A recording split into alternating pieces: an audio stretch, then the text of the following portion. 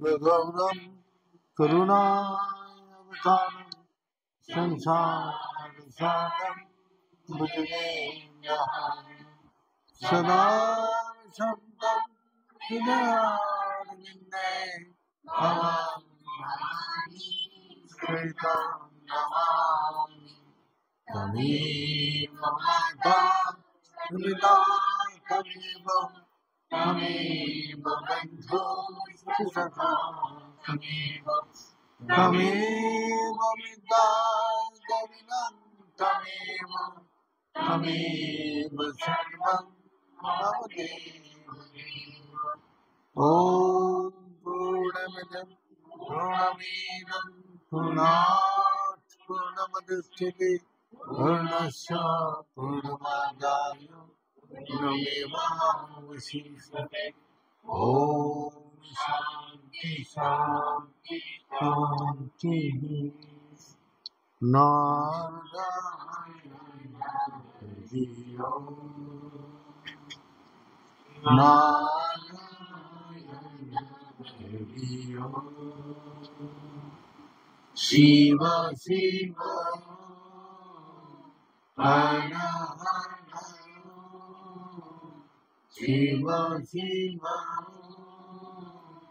हर नारायण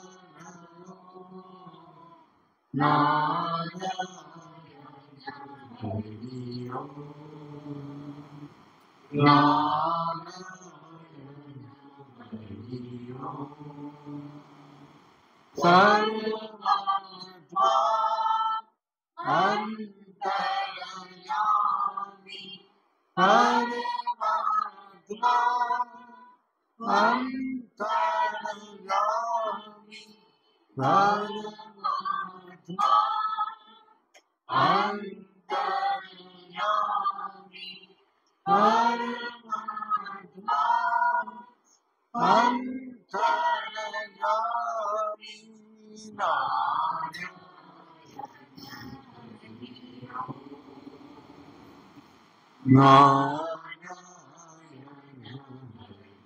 ओम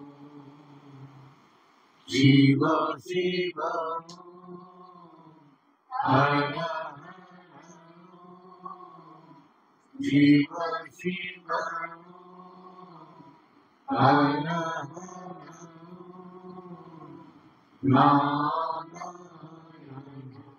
हरि ओम नारायण हरि ओम नारायण हरि ओम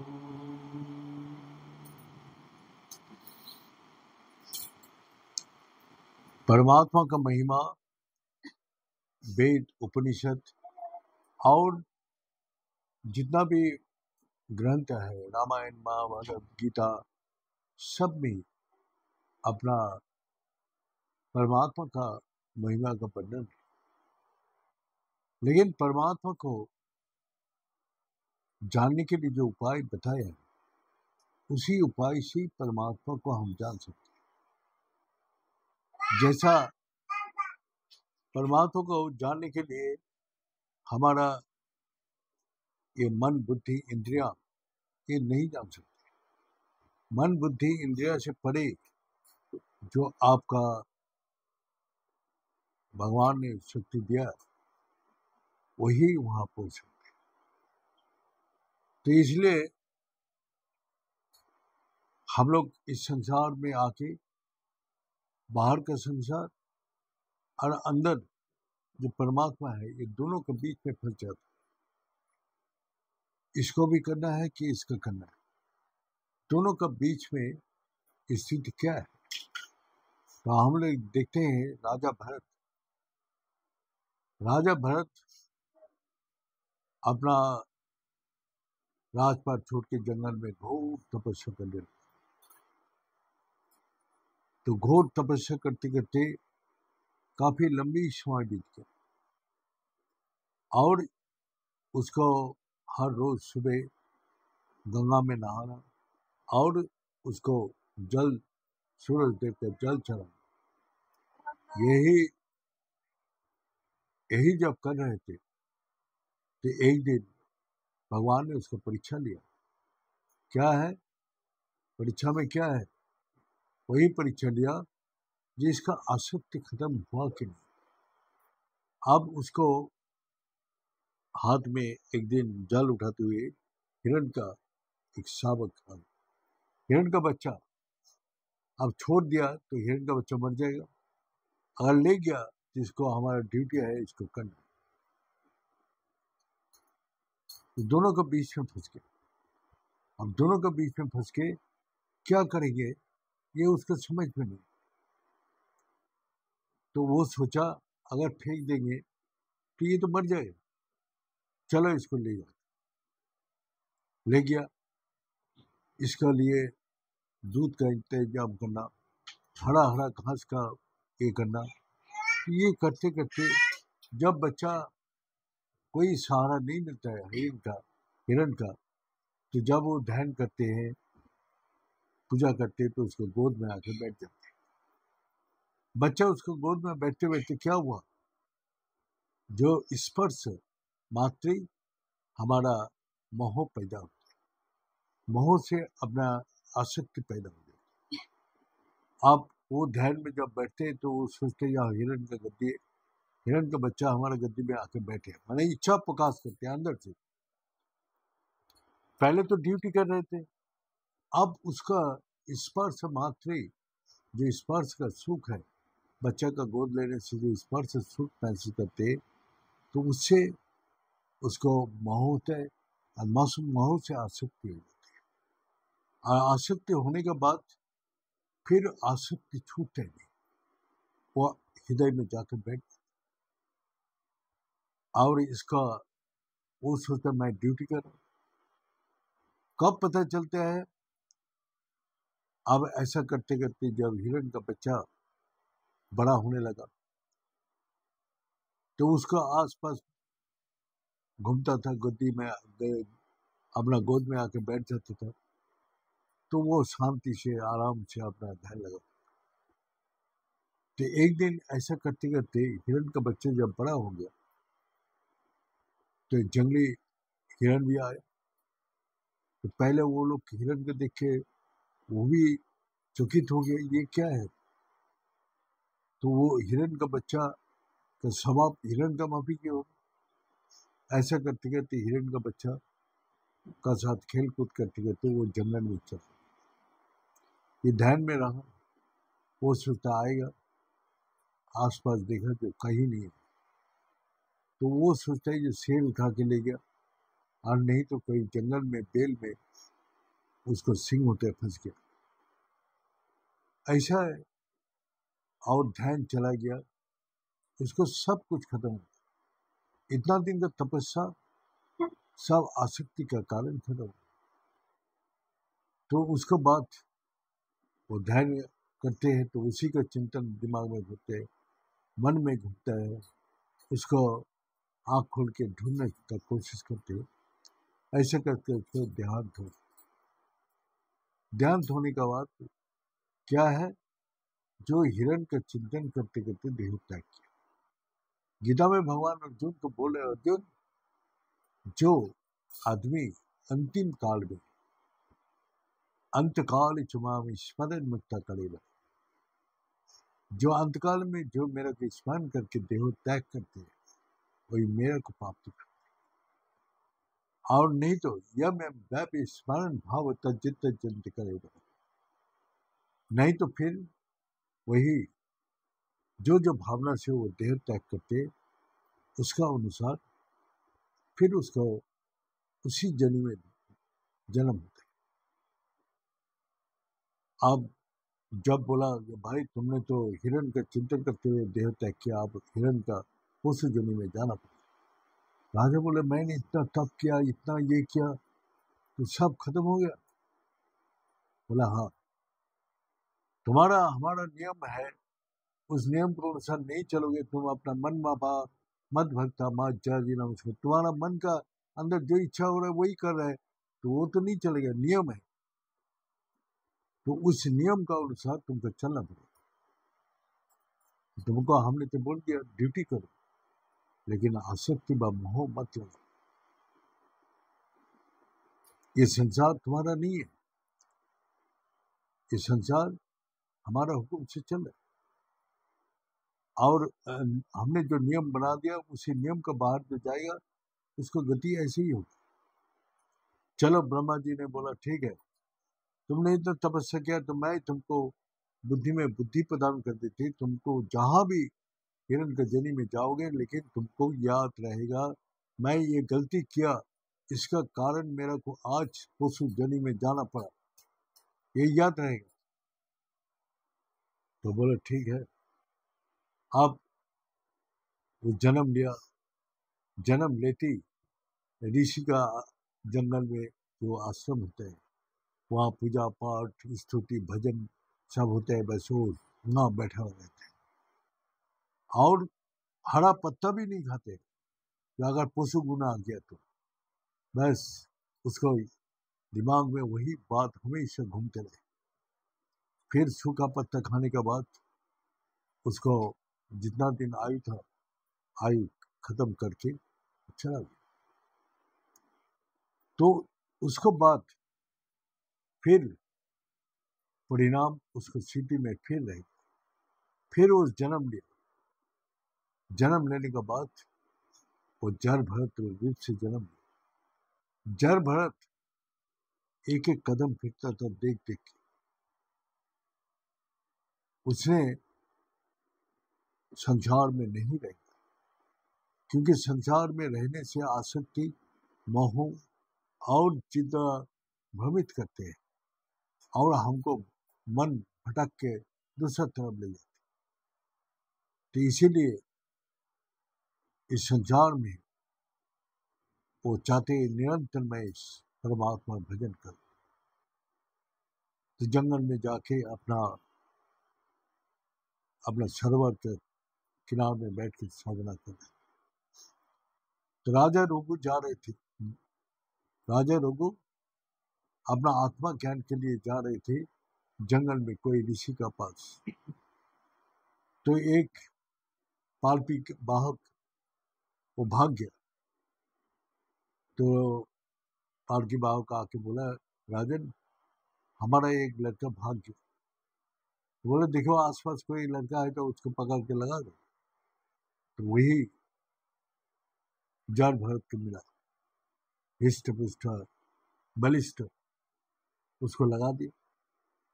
अब उसको लगा दिया तो आगे चलते रहे। जब उसके सामने कोई कीड़ा मकोड़ा कोई भी पशु आ जाते तो रुक जाते, क्योंकि उसको डर है कि मैं फिर पशु योनि में चला जाऊं। इस कारण से डरने से जो यहाँ कोई जाना चाहते हैं पशु योनि में, अगर पूछा जाए पशु योनि में जाना चाहते नहीं जाना, लेकिन आसक्ति जिसमें रहेगा वही उसको खींच के ले।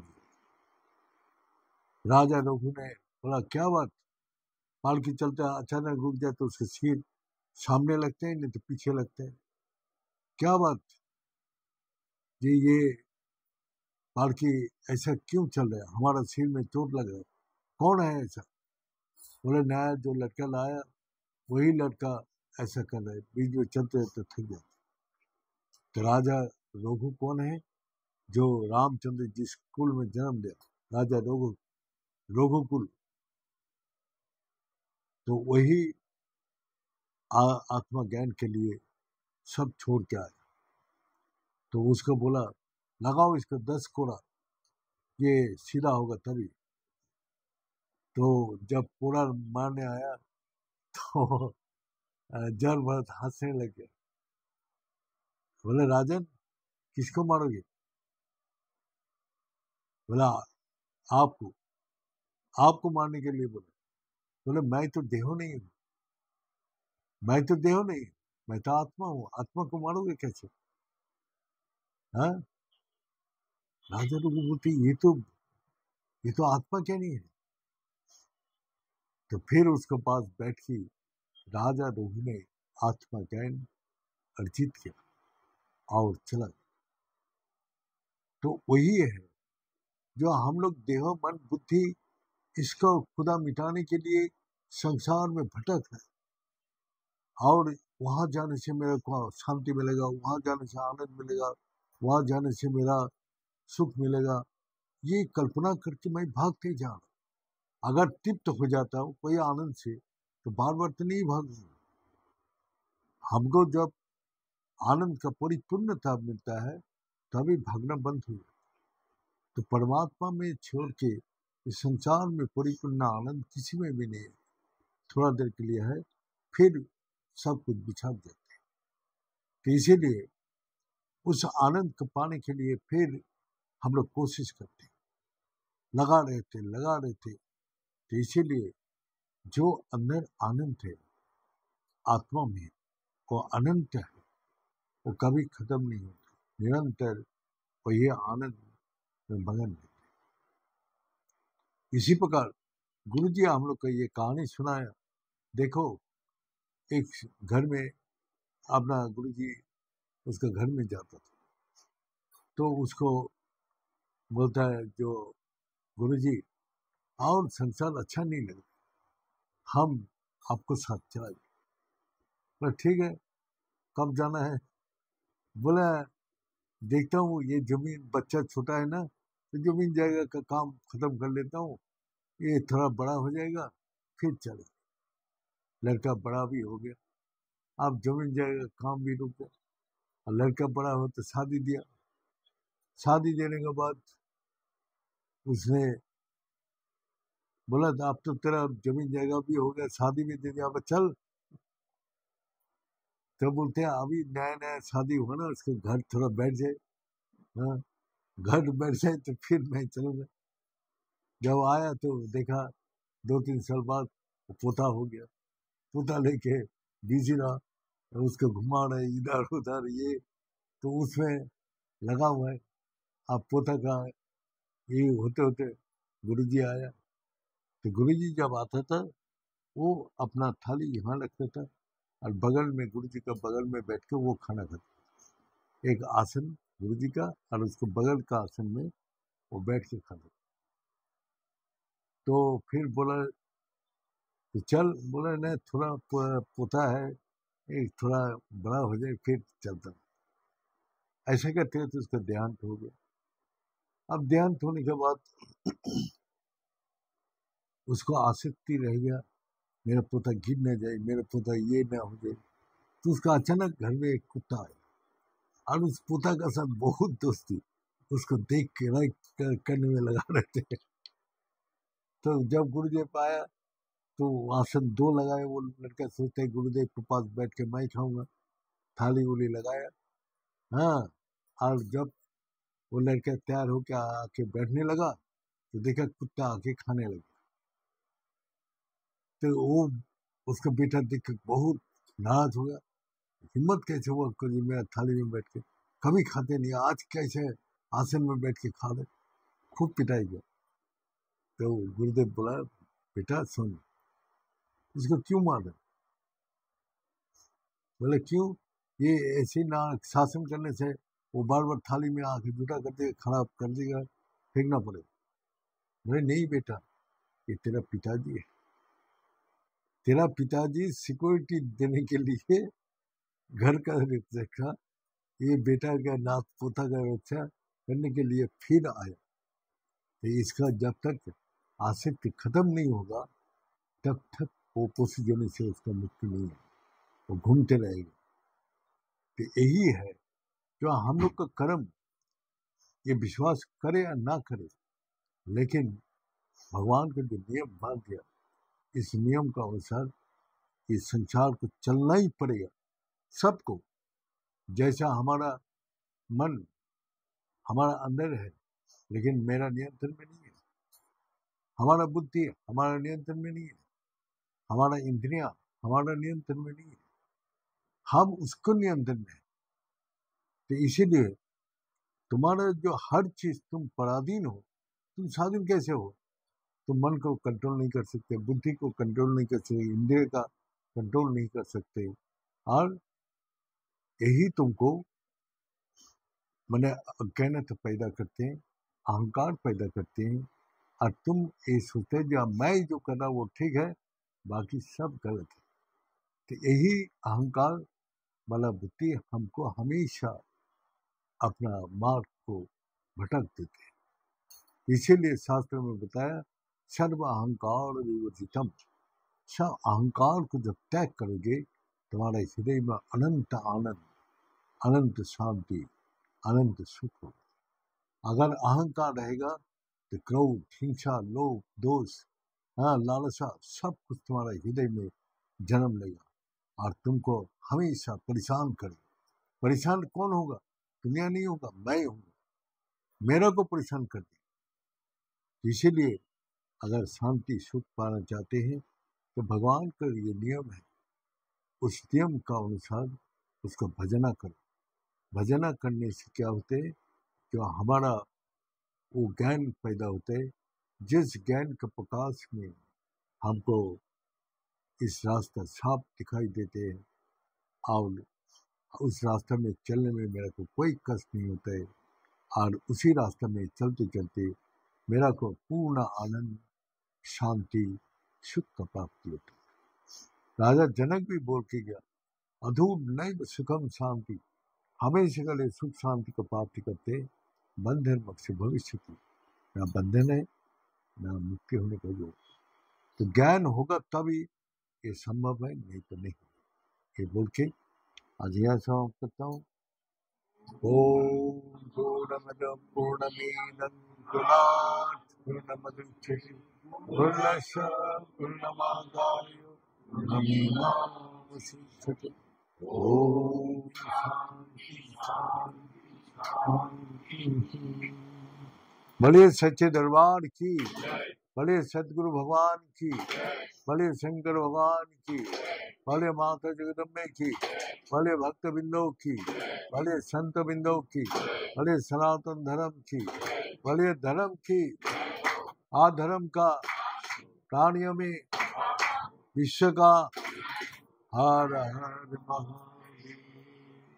ओम पुनाय पुनरुद्धार पुनानंद प्रदाय संसार सागर तरताय नमः।